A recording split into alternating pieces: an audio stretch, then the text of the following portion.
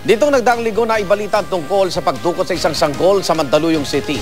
Nakita na po siya ng mga pulis at natuntun na rin ang suspect sa Lagonoy, Camarines Sur.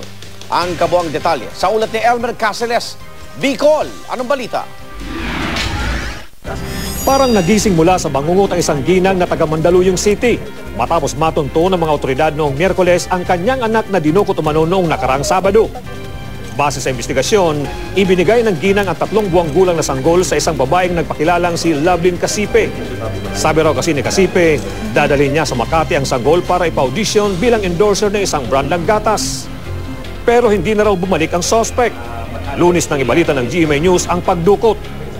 Makaraan nito nakilala ng isang dating pulis ang suspect. Nakita niyang kasama nito ang live-in partner at ang nawawalang sanggol sa Lagonoy, Camarines Sur. Kinausap daw ng dating pulis ang suspect at nakumbisin niya raw itong sumuko. Pero pagdating ng mga otoridad, itinanggi niyang kinidnap niya ang sanggol. Hindi kasi may usapan kami ng nanay na yun. Na? Yun na yun ang ibigay niya sa akin, yung bata na yun.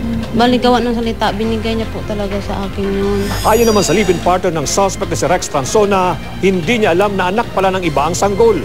Sinabi raw kasi ni Casipe na anak nila ang bata. Nabuntis kasi si Casipe bago sila maghiwalay noong nakaraang taon. Nang magkita ang ina ng sanggol at ang suspect, hindi naiwasan ang tensyon. Ate, anak mo, ibalik ko. Oh, binalik ko sinurinder ko ngayon, di ba?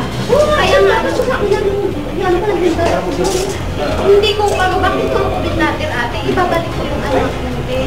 Sa huli, humingi rin ng tawad ang suspect. Ingatan ko lang sa David, pero saka wala naman po ako umano ng ano mo. Sorry po talaga. Pag-uusap ko magtatrabaho po ako. Hindi ako yan makapag-desisyon. Agad ipinasuri ang sanggol na nasa maayos namang kalagayan. Pinag-aralan na ng Mandaluyong Police ang mga kasong isasampa sa mga suspect. Laking pasasalamat naman ng ina sa mga autoridad. Maraming salamat po sa lahat ng staff ng PNP, sa lahat na tumulong na nagdamagan sa paghanap ng anak ko. Salamat sa WCCD sa nag-alaga ng anak ko po. Sana po pagpalain kayo ng mahal ng Diyos